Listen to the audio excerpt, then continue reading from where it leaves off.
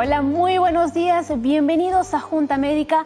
¿No les ha pasado algún día de que han intentado conciliar el sueño y no lo han logrado? O que de repente se han despertado durante la madrugada y ya no han podido dormir más y al día siguiente se han levantado cansados, somnolientos, irritables. Bueno, ahora imagínense si eso les sucede todos los días. Hay personas que lamentablemente tienen estos problemas de sueño, son trastornos del sueño que al final les impiden realizar una vida cotidiana normal. Vamos a hablar de los trastornos del sueño aquí en Junta Médica.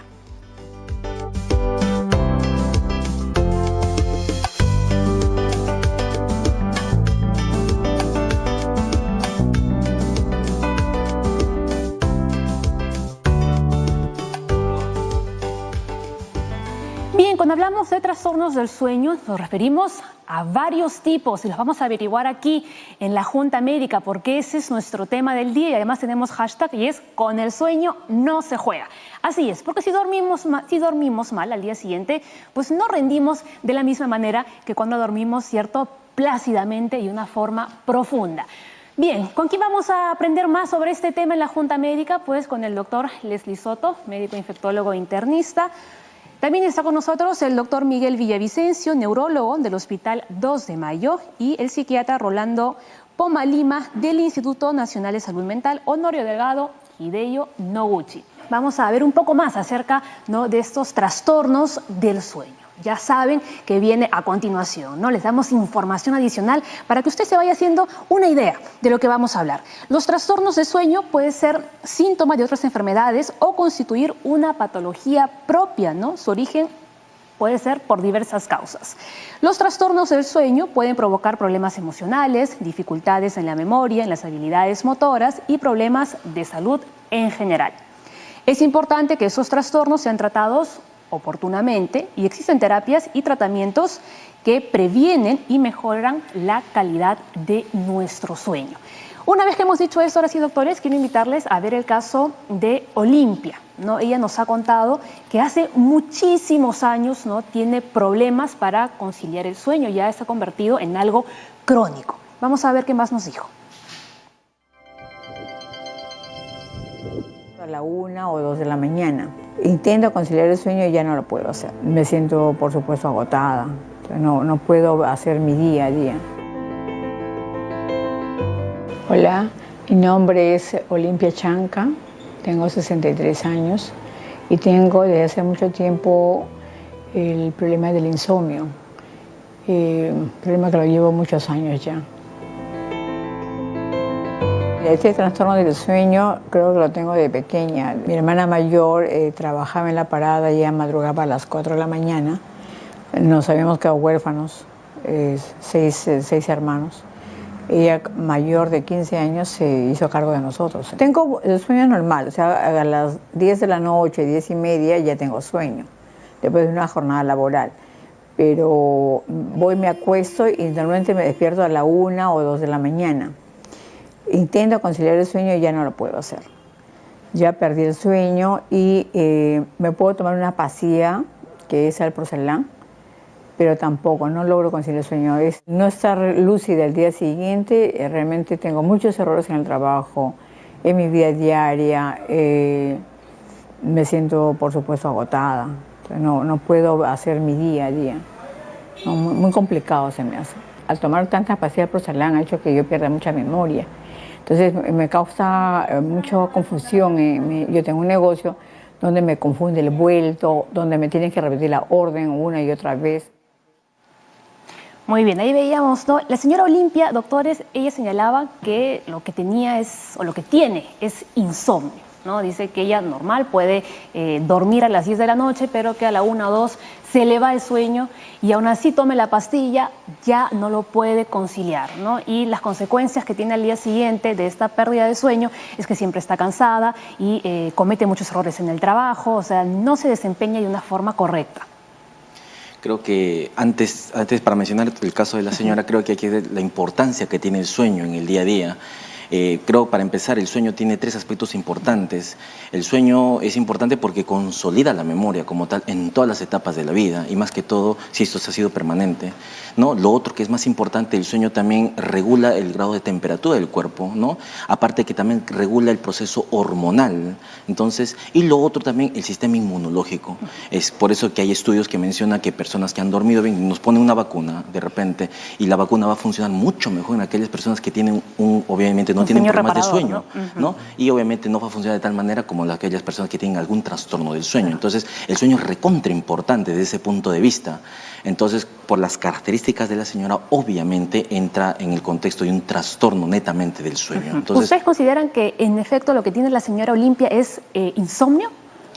hablamos de insomnio, obviamente, cuando hay una falta, básicamente, hay una disminución de la cantidad del sueño y de la calidad de esta, ¿no? Entonces, normalmente las personas, en términos generales, tienden a dormir entre 6 a 8 horas. Por debajo de este periodo hablamos de insomnio. Esto puede ser agudo o puede ser crónico. Quiere decir que dura simplemente pocos días, o no, es un insomnio básicamente de ajuste, que le llaman, sea por pérdidas, por duelo, por problemas en el trabajo, y dura semanas, ¿no? Y no más de 3 meses. Si este proceso dura más de 3 meses, podríamos estar hablando de un problema de insomnio. Ahí ya se convierte en crónico, ¿no? Como el caso de la señora que lleva años. Ay, doctor, usted quería comentar. Lo que dice el doctor es bastante pertinente y cierto, ¿no? Porque el sueño es una regulación biológica, es un impulso básico para la supervivencia de las especies, por eso es bueno dormir, ¿no? Como se dice, una persona de 60 años ha dormido 20 años, ¿no? Y ha soñado 6 años, ¿no? Entonces eso nos hace ver la importancia del sueño. Y cuando las personas no pueden dormir, hay varios tipos de trastornos, ¿no? Como bien dicen, de las disomnias, que donde estarían los insomnios, y ahí otro vemos, que podemos ¿no, doctor? tratar, sí, Algunos insomnio, y otro que son las parasomnias, que lo podemos ver más tarde. Entonces, en este caso, esta señora, pasado el tiempo de los 3 semanas o 3 meses, ¿no? Dependiendo de algunas escuelas, ellos pues tienen un insomnio crónico. Tenemos que ir al inicio. La señora dice, yo desde pequeña, ¿no? Y mi hermana trabajaba, entonces vemos que hay factores estresores. Gran parte de los problemas de insomnio empiezan por los estresores sociales, ambientales, la propia situación de violencia, ¿no? Entonces las personas no empiezan a tener, no logran o iniciar el sueño o mantener el sueño, porque dentro del sueño hay fases importantes, hay una fase superficial del sueño y una fase profunda del sueño. Cuando la señora dice yo me levanto a la 1 de la mañana, posiblemente la señora ha entrado solamente a fase 1 y fase 2 de sueño superficial y no ha llegado a fase profunda del sueño. ¿Por qué es importante la fase profunda del sueño? Porque es el momento, como bien dice el doctor, que va el cuerpo a desarrollar una serie de elementos metabólicos, endocrinológicos, por ejemplo, la hormona del crecimiento. A esas horas, con el sueño profundo, es que se intensifica más. Y en este sentido, las personas, al tener, entre otras funciones, la hormona del crecimiento, va a hacer la síntesis proteica, por ejemplo. Entonces esta señora, a veces, por ejemplo, al no dormir bien en el sueño profundo, entonces al día siguiente va a tener esa situación de somnolencia, de irritabilidad, de malestar, de pérdida de memoria, como dijo el doctor. A veces cuando estamos ya agarrando sueño, ¿no? Seguro que a ustedes les ha pasado que de pronto sentimos como que vamos por una resbaladiza, como una resbaladiza, o que nos caemos, ¿no? Y hacemos este gesto, ¿no? ¿Eso qué significa? ¿Que estamos entrando ya a un sueño profundo? Podría ser que sí, en parte, como dice, el sueño en verdad tiene dos etapas importantes, ¿no? Una etapa de sueño superficial, una de sueño profundo, ¿no? Casi el 70% de un ciclo, para empezar, normalmente las personas, hay ciclos que cursan durante el sueño, ¿no? Entonces, un ciclo dura entre 90 a 100 minutos, ¿no? Entonces, en una noche, una persona tiene más o menos entre 4 a 5 ciclos. Entonces, entrando y saliendo, y todo obviamente es un sueño reparador. Entonces, tiene 2 etapas, como el doctor lo mencionaba, una etapa de sueño REM y una etapa de sueño no REM. La etapa de sueño no REM dura más o menos entre 70% de este periodo. Y la etapa de sueño REM, que tiene que ver con movimientos de los ojos, que es un acrónimo por el cual lo usan, dura más o menos, es casi el 25% de este periodo. Y es en este periodo donde empiezan a veces los sueños como tal. Entonces, así es. Entonces, es ahí de repente donde la persona siente que está entrando. Como entonces, ese espasmo. Así es. Entonces se va a caer. Entonces la paciente puede despertar en ese periodo que está entrando. Así es. Puede ser. No no precisa una patología, de repente puede ser una persona que está muy estresada y ese tipo de cosas, pero si esto es permanente podríamos ver entre qué situación estamos. Ahí vemos aquí en la pantalla, ¿no? Los diversos tipos de trastornos del sueño, insomnio, narcolepsia. Y la narcolepsia es lo contrario al insomnio. Es que tenemos más sueño de lo normal. ¿O cómo es este tema? Lo que pasa es que existen dentro de los sueños de las disomnias, ¿no? El insomnio y las hipersomnolencias, ¿de acuerdo? La narcolepsia está dentro de las hipersomnolencias, las necesidades de las personas de dormir mucho, ¿no? La narcolepsia es un trastorno hereditario, genético, posiblemente con índole inmunológico, que hace que las personas en un momento determinado tengan unas ganas tremendas de dormir. Y de hecho se duermen, ¿no? Incluso hay una situación de relajación muscular que se llama cataplegia y es como que se puede caer en ese sentido. ¿Y esto puede suceder en cualquier momento? Claro, en cualquier momento, que puede durar de minutos nada más y punto, ¿no? Pero eso lo puede tener en varios periodos durante el día, lo cual pues, evidentemente limita. Ahora, otros problemas de hipersomnolencia son mucho más, de mucha más duración, ¿no? Que podemos conversarlo en este caso. Muy bien. Vemos ahí, la narcolepsia es un problema del sistema nervioso que causa somnolencia extrema y ataques de sueño durante el día, ¿no? Lo que estaba comentando el doctor. Claro, la idea es que las personas durante el día tienen que realizar todas sus actividades, pero vamos a ver mucha gente que está sentada trabajando y de repente se quedan dormidos. Están comiendo, conversando, se quedan dormidos. Quiere decir entonces que la calidad de sueño no es muy buena y hay que ver cuál es la patología que la tiene de base. Vamos a ver, sobre todo, estamos actualmente viendo mucha gente con sobrepeso, que son los tantos factores, aparte del estrés que están mencionando con los colegas acá, que se está asociando pues a otra de estas patologías que hemos estudiado dentro de un ratito y que hay que mejorarlo, ¿no? Es que hoy en día ya vemos a personas que incluso están dormidas hasta de pie y con los ojos abiertos.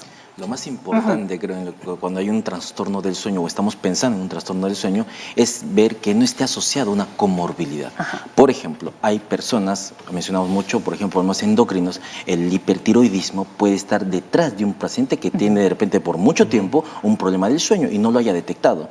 Hoy en día se dice que evidentemente, en este caso nada más, siempre hay que tratar la comorbilidad, o sea, la enfermedad de base, hipertensión, un problema hipertiroidismo, hipotiroidismo, ¿no? Y el insomnio como tal.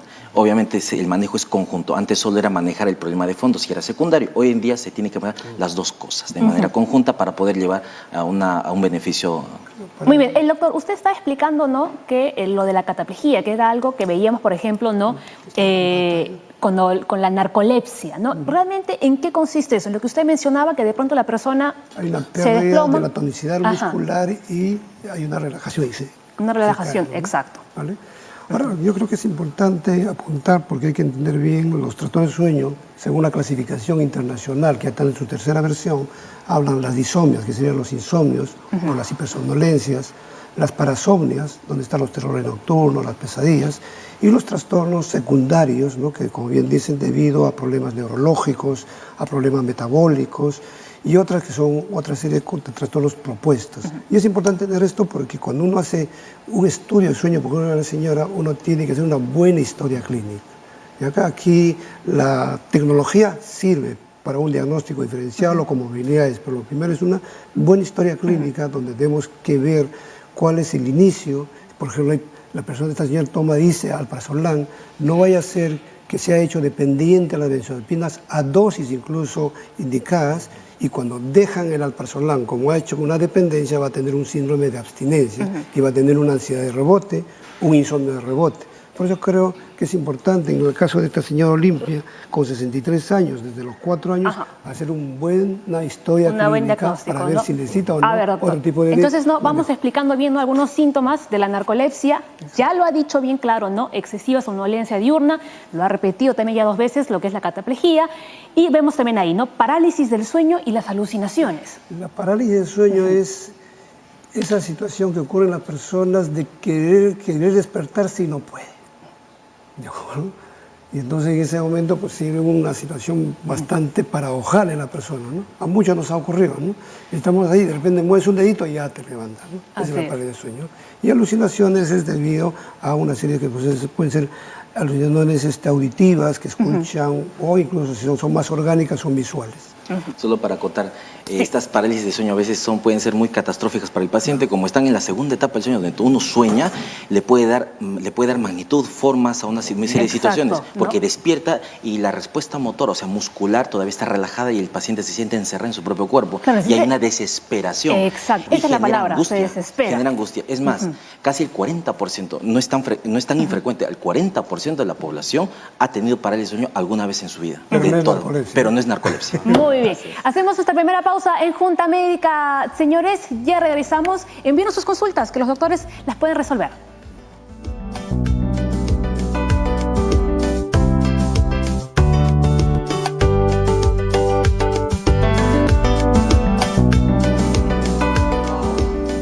Estamos de vuelta en Junta Médica, somos la señal, señores, que llega y une a todo el país, así que ya saben, no puede despegarse, ¿no?, de la programación de TV Perú. Estamos hablando de los trastornos del sueño y antes habíamos estado mencionando sobre la narcolepsia, ¿no?, y la cataplejía, que es algo que está relacionado con esto.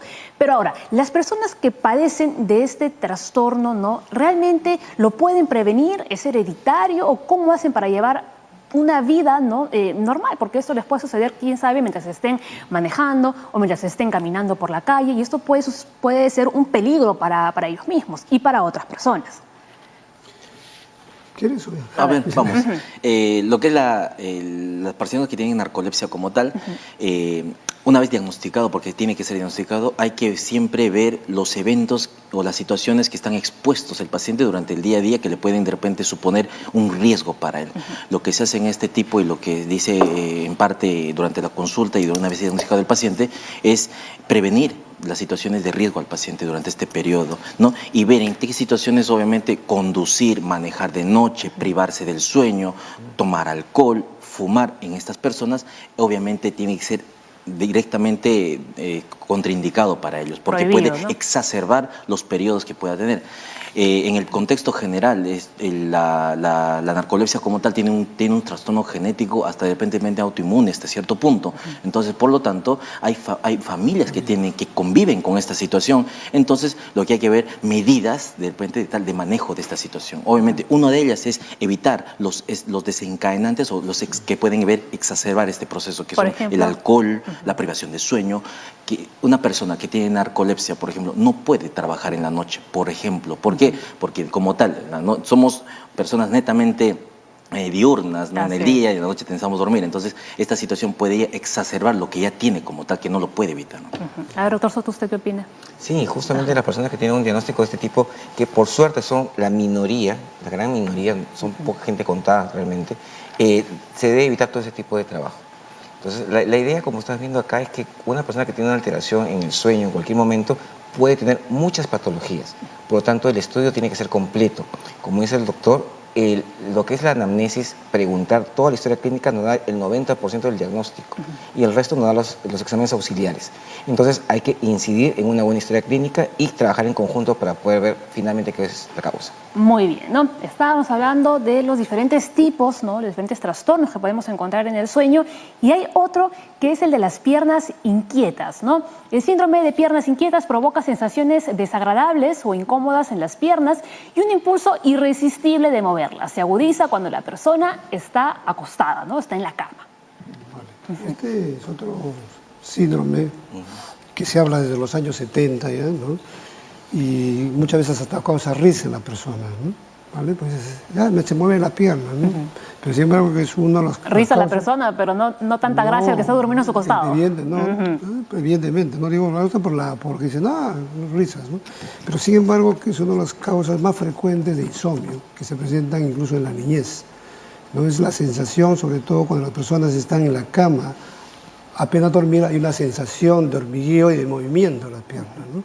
Lógicamente eso le dificulta hacer la fase de sueño y al día siguiente van a estar mal. Pero quizás lo más importante en esto es cuáles son las etiologías, ¿no? Y una etiología fundamental es la deficiencia de fierro, por ejemplo, las anemias.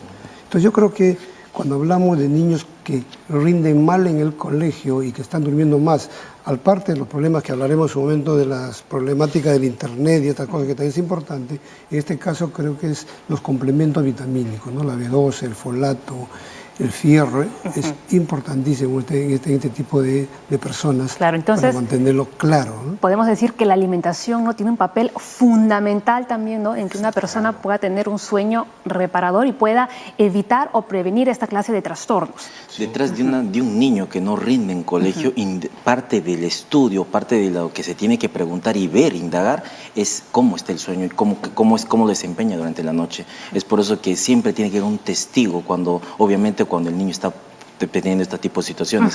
A veces este tipo de síndromes vienen con adormecimiento, sensación, necesidad de querer moverlas y hasta a veces cierto punto puede sentir dolor. Entonces puede interrumpir el inicio o el mantenimiento como tal y obviamente no tener un sueño reparador. Claro, ¿no? Ahora, doctores, cuando hablamos, por ejemplo, de un problema del sueño, que todos en algún momento de nuestra vida vamos a tener, aunque sea un día, ¿no?, para poder conciliar un sueño reparador, y cuando ya se habla de un trastorno como tal. Un problema es eso, que te crea un problema instantáneo. Hoy día he venido a la televisión, de repente anoche no he tenido bien claro, pues va con los nervios. Y no duermo bien, ¿no? Pero mañana posiblemente duermo perfectamente, ¿no? Entonces yo creo que los problemas, pero eso digo, problemas ¿para quién? Para la persona y la familia, ¿no? Por eso es bien importante tener los niños pequeños, ¿no? Los niños pequeños tienen mucho tiempo para dormir, pero tienen ambientes no adecuados para dormir o familias inadecuadas, ¿no? Entonces eso le produce unos problemas para iniciar a conciliar el sueño. Y ya hablamos de trastorno cuando ya tiene un tiempo prolongado, más de 3 semanas, y entran dentro de estos diagnósticos de disomnias o parasomnias. Lo más importante, obviamente, que el sueño tiene un rol. Al inicio mencionamos que tiene un rol. Entonces, dentro de ellos tiene que ser reparador para hacer las actividades del día a día en el día que te toca desempeñarte. Obviamente, si el rendimiento, si todo lo que obviamente no te sientes, no rindes en el trabajo, tienes mucho sueño durante el día y sientes de verdad, y de repente puede ser de que te sientas angustia o pena, te sientas irritable durante el día, todas esas situaciones pueden estar ya haciendo sospechar que una persona puede tener, el problema puede ser netamente en la noche, ¿no? Exacto. Y de repente la persona ni no se da cuenta. Entonces es ahí donde la persona tiene que estar atenta, obviamente buscar ayuda por el especialista para poder de repente ver ante qué situación estamos, ¿no? Y buscar de repente, como el doctor lo mencionaba, si estamos dentro de una parasomnia o una disomnia, que son trastornos como tal. Claro, ¿no? Y que cuando la persona acuda, ¿no?, por ejemplo, donde su médico general, que el médico general también la derive con el especialista, ¿no? Y no le esté quizás medicando, ¿no? Y sin que lleguen a un diagnóstico exacto. Bueno, entonces, importante que tengamos que dormir bien, ¿no?, para no estar así todos cansados al día siguiente, no estar bien, activos. Ahora, otro tipo de trastorno del sueño es la apnea. ¿Quieren saber más sobre ese trastorno? Ahora nos lo va a contar.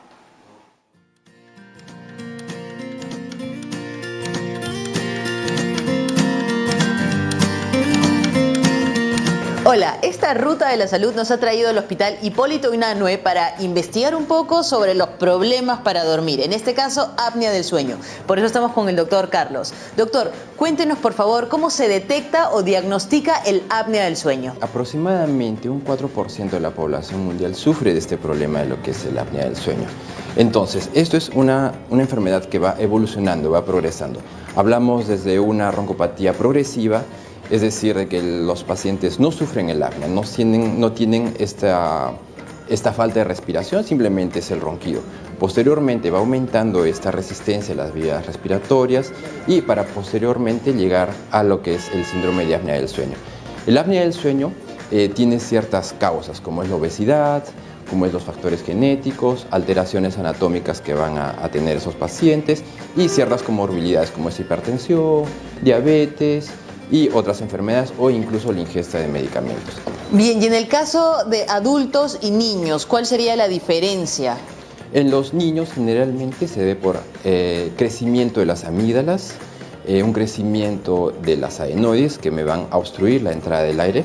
Aquí tenemos las adenoides se ubican a este nivel, las amígdalas se ubican a nivel posterior de la faringe. Entonces va a haber una obstrucción del ingreso del aire que va a obstaculizar el ingreso del aire, ya sea a nivel de las adenoides o a nivel de las amígdalas. Debe dar primero un tratamiento médico y si es que estas adenoides no llegan a bajar, que es algo normal, si es que no llega a disminuir de tamaño, entonces sí un siguiente paso podría ser un tratamiento quirúrgico. ¿Qué otros tratamientos existen, por ejemplo, en el caso de los adultos? Bien, se puede llegar a utilizar un CPAP.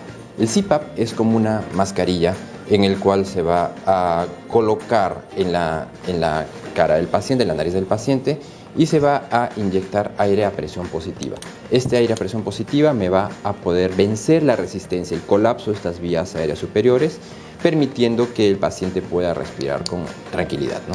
Doctor, entonces este es uno de los exámenes que se realizan para determinar si el paciente tiene problemas en las vías respiratorias. Así es, efectivamente, lo que tenemos que ver también es que hay alguna obstrucción de las vías aéreas superiores. Entonces tenemos que evaluar cómo está esta vía aérea, cómo están las fosas nasales, si es que se encuentran desviaciones del tabique, si es que hay crecimiento de los cornetes. Aquí, por ejemplo, estamos viendo que hay un discreto aumento de tamaño de los cornetes, una pequeña desviación del tabique, que estos son exámenes preliminares que tenemos que hacer previamente antes de llegar a una polisonografía, que es un examen mucho más completo en el cual nos va a evaluar toda la fisiología del sueño, ¿no?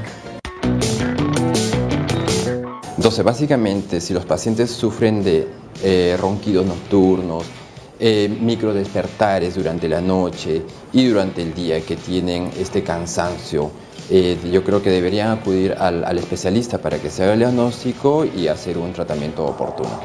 Muchísimas gracias, doctor Carlos.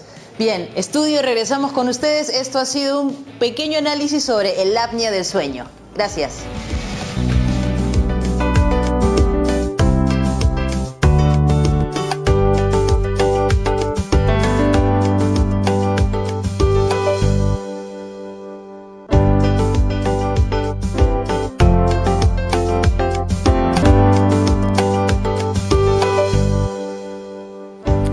En Junta Médica estamos hablando de los trastornos del sueño, por eso nuestro hashtag es "Con el sueño no se juega".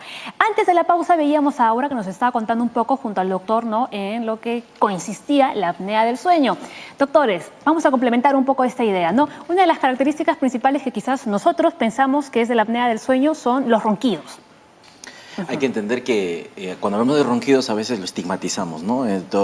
Y gran parte de la población puede tener toda esta situación, pero cuando los ronquidos están asociados a pausas durante el sueño, he ahí el problema. Entonces, es ahí donde nosotros, bueno, en este caso la persona tiene que, en este caso, buscar la ayuda.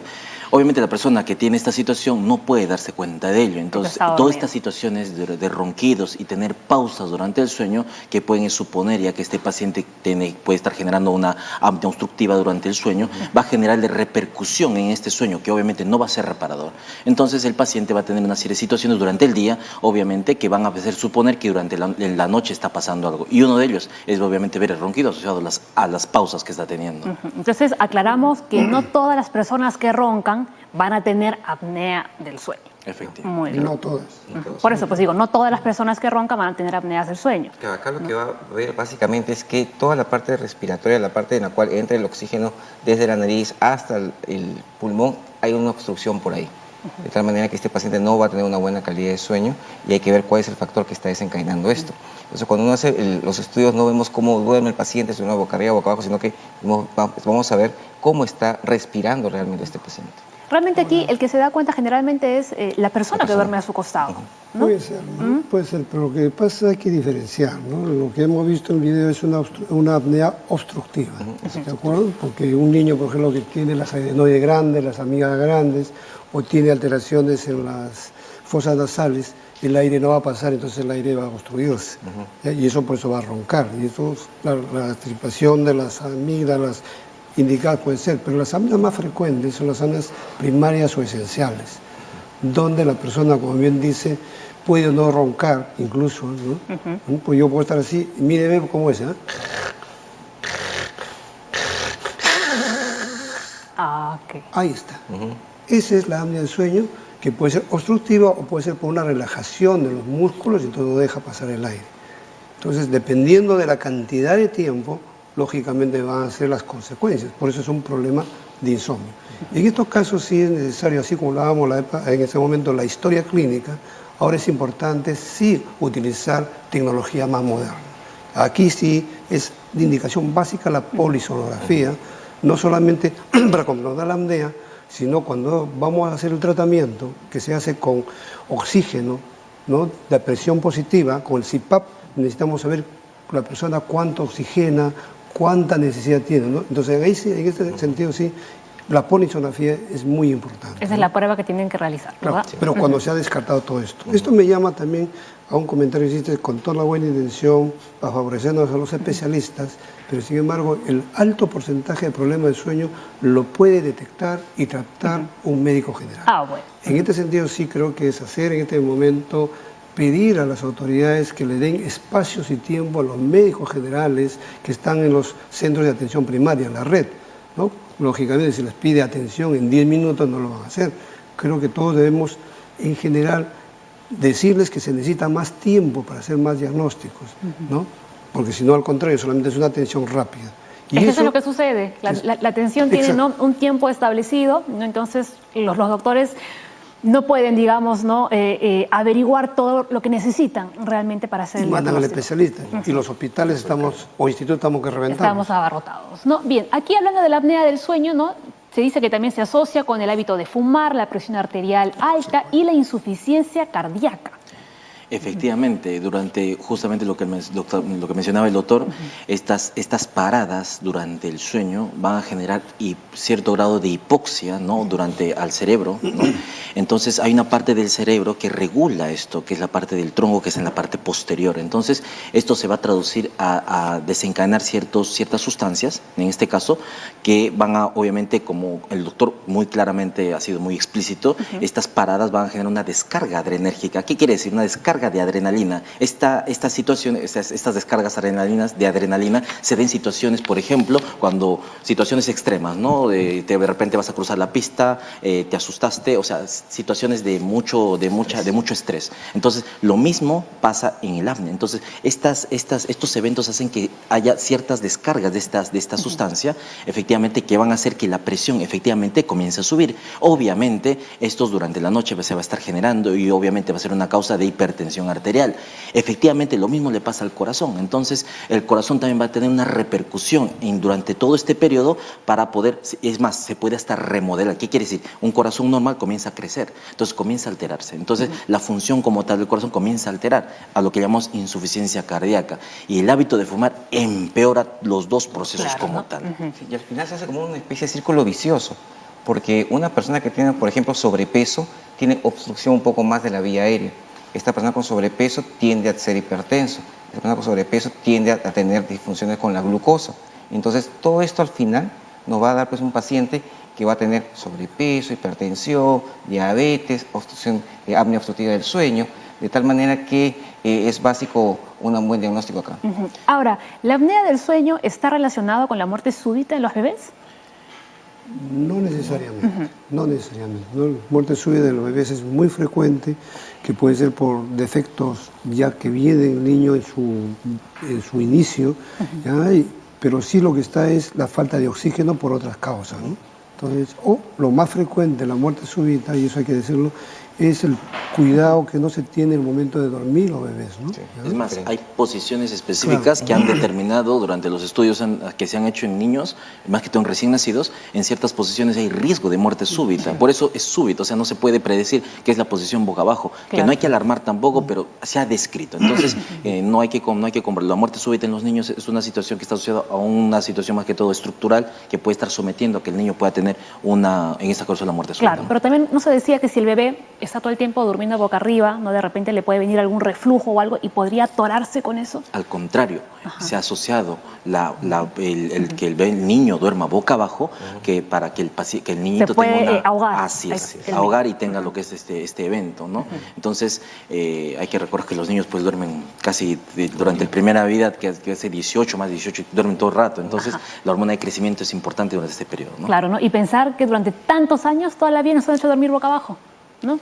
No, pero hay que entender también que hay alguna alteración estructural, ¿de acuerdo? O sea, hay algo asociado, ¿no? Entonces, en ese sentido, como recomendación general, se le pide con boca, viendo boca arriba, supino, ¿no? Boca arriba, y cuidado con las altas frazadas. Yo recuerdo las frazadas que pesaba un montón, pesadísimas además, ahora ¿sí? felizmente tigre, ¿no?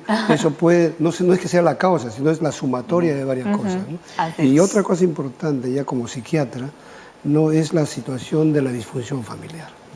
Muchos niños mueren por muerte súbita porque hay una violencia en la familia, hay una desestructuración en la familia, hay una negligencia en la familia y no están pendientes ni de buen dormir, ni de buen comer, ni de la buena crianza, ¿no? Y todo eso altera a problemas de sueño, como decía, no trastornos, sino problemas de sueño.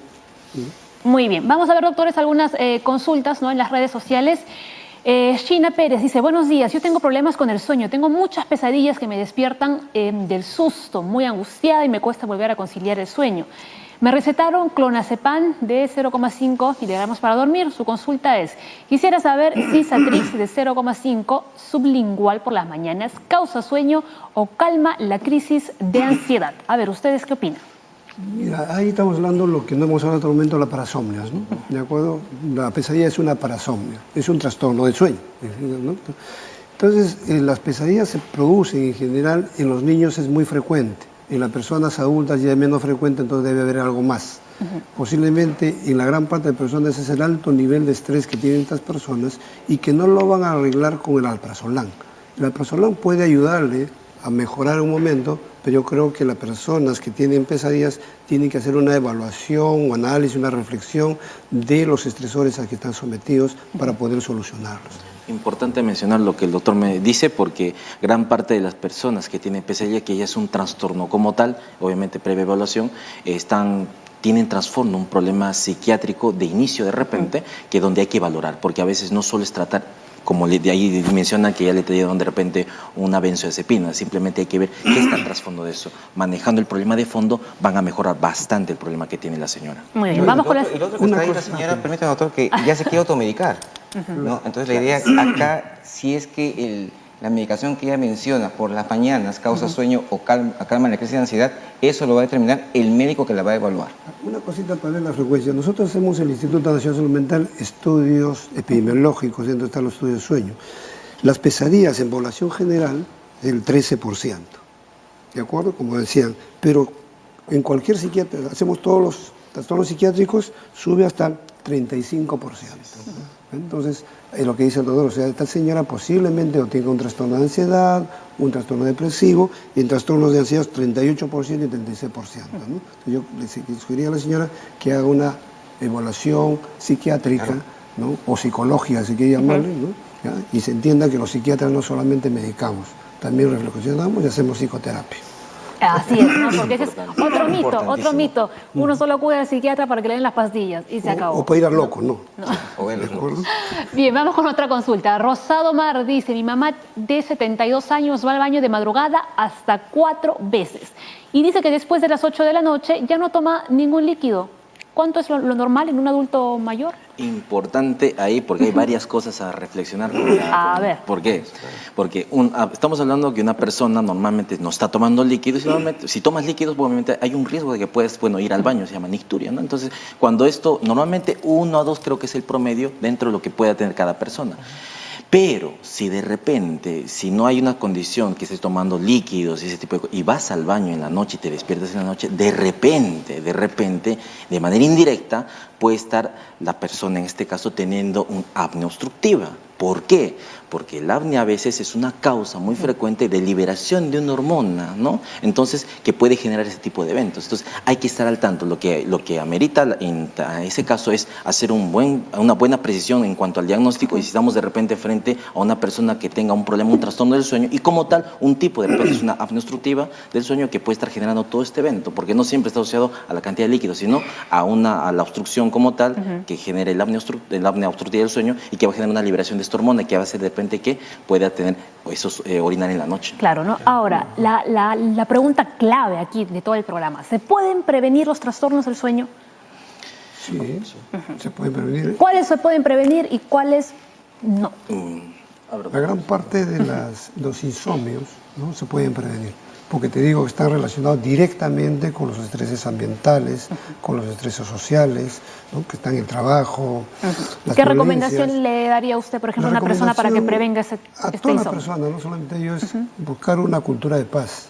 buscar adecuados vínculos familiares. Busquemos apegos seguros, ambientes seguros como este, donde podemos dar la libertad de poder hablar y yo me siento cómodo y me voy a ir cómodo. Yo también en una casa donde me dan la libertad, tengo la seguridad, posiblemente muchos de esos estresores van a bajar. Entonces yo creo que una situación básica para el buen dormir, la buena calidad de sueño, es disminuir los estresores. En un país como nuestro, difícil, pero tenemos que hacer los intentos de hacerlo, con familias. Para acotar, gran parte de los trastornos del sueño, en este caso del insomnio, el sueño es una conducta. Entonces hay conductas que nosotros aprendemos. Hoy en día se habla del insomnio aprendido. Aprendemos a hacer insomnio de manera inconsciente de repente. ¿Por qué? Porque de repente la habitación nosotros vamos a conciliar el sueño, ya no es la habitación donde simplemente vamos a dormir, de repente hay mucha luz, vamos a hacer los trabajos, la computadora en la mesa, entonces inconscientemente ya el cuerpo se prepara al ir a la habitación, no a descansar, sino a trabajar, por ejemplo. Esa situación reiteradamente puede generar un tipo de insomnio, entonces empezando por eso, o sea, somos personas de conducta netamente, entonces el cerebro trabaja por conductas, entonces podríamos empezar por ahí, ¿no? Entonces lo que el doctor también menciona es importante porque obviamente una cosa trasciende sobre la otra y ahí podría empezar un trastorno. Y aquí hablando de elementos, otro elemento que nos quita el sueño y mucho cuando queremos dormir es el celular o las tabletas, ¿no? Por eso una de las recomendaciones que ustedes brindan, ¿no?, es que los celulares y las tabletas estén fuera de la habitación cuando ya queremos, ¿no?, agarrar, como decimos, o conciliar el sueño, ¿verdad? Es un tema bien importante, por ejemplo, en los niños y adolescentes. Todos los estudios dicen que hasta el 35% de niños tienen un mal dormir, ¿ya? Y la gran parte, más allá del estrés, es porque tenemos culturas muy sobreprotectoras. Los padres están dejando que los chicos tengan su celular, su tablet o su computadora más allá de las 10, 11 de la noche. Claro, las 24 horas del día.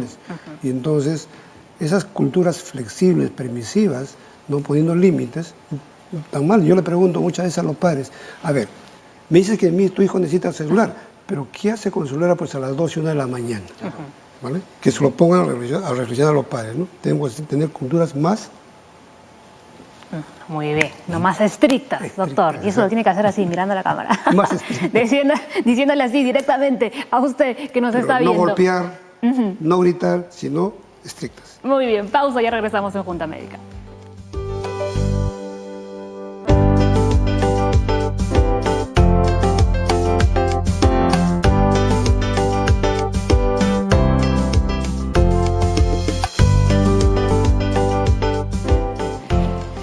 Vamos con algunas de las consultas que nos han llegado. El señor Carlos Molina de Chorrillos tiene 80 años y su consulta es: ¿la ingesta de alprazolam puede producir pérdida de memoria? Importante mencionar, claro, la respuesta es sí. El uso crónico de benzodiazepinas, ¿no?, que está dentro de ahí la alprazolam, benzodiazepinas, se ha comprobado por encima de los 3 años, ¿no?, indiscriminado en este momento, puede generar afectación de ciertas áreas del cerebro a nivel del hipocampo que van a predecir que esta persona pueda tener cierto deterioro cognitivo, empezar por ahí y después hacer un grado de demencia. Entonces sí se ha comprobado. La automedicación no es la recomendada. Tiene que consultar con su médico para que le pueda orientar. ¿Y ustedes qué opinan, por ejemplo, ¿no?, que para tratar de tener un sueño reparador, ¿no?, utilice, por ejemplo, hierbas naturales como la valeriana? Mira, toda conducta aprendida que me va a relajar, bienvenido sea. ¿De acuerdo? La valeriana, la manzanilla, la relajación, el hacer artes marciales, ejercicios, etcétera. Todo bienvenido sea, porque lo que busca en última instancia es disminuir el estrés, relajarse y va a condicionar el sueño. ¿Ya? Yo le decía en ventas, yo me tomo todas las noches mi manzanilla, pues yo me quedo tranquilo. Ahora, no sé si duermo bien por la manzanilla o porque estoy cansado. Sí, hay muchas personas que toman sus tecitos en las noches y ese momento como que se relajan tranquilamente. Exacto. Es un momento entre él y su té y duermen tranquilo. Perfecto. Y cuando hablamos de la melatonina, Claro, lo que pasa es que en todo el contexto del proceso del sueño hay una hormona que se llama melatonina, ¿no? Entonces hay una liberación, entonces está asociado mucho al inicio del sueño. Entonces sí, la melatonina ha mejorado bastante en cierto grupo de pacientes en el manejo del sueño. Obviamente bien categorizado por el especialista y obviamente cierto grupo de pacientes bien diagnosticados, obviamente. No es que la melatonina sea la panacea para todos esos trastornos, no. Son cierto grupo de pacientes con cierto grupo de, obviamente, categorizados. Claro. ¿Qué tan recomendable es el café para las personas que tienen trastornos del sueño? Mire, el café es un estimulante, por lo tanto, dentro de lo que es la higiene del sueño, que está también un tema a tocar, está no tomar lo que es estimulante horas previas al inicio del sueño o cuando va a ser dormir. Por ejemplo, el ejercicio. El ejercicio no tiene que ser... hacer ejercicio en la noche está contraindicado a aquella persona que tiene problemas de sueño. ¿Ah, sí? ¿Por qué? Porque obviamente cuando uno hace ejercicio libera adrenalina. Entonces la adrenalina es un estimulante, te mantiene despierto. Entonces hasta 4 a 6 horas antes del inicio del sueño está contraindicado en una persona que tiene un problema de sueño hacer deporte o hacer ejercicios. Claro, por ejemplo. porque a mí, por ejemplo, me sucede lo contrario, ¿no? El ejercicio me relaja muchísimo. Pues no hay que generalizar. Me parece. Estamos diciendo a la persona que tiene problemas para dormir. Ah, ya, por eso. Entonces, buscándolos, ¿no? Yo creo que es importante lo que dice el doctor, para ir cerrando, como bien dices, no hemos hablado mucho de la higiene del sueño. Creo que es importantísimo que todas las personas tengamos una buena alimentación, hagamos ejercicio todos los días, ¿no? Menos cafeína, menos Coca-Cola, todas estas...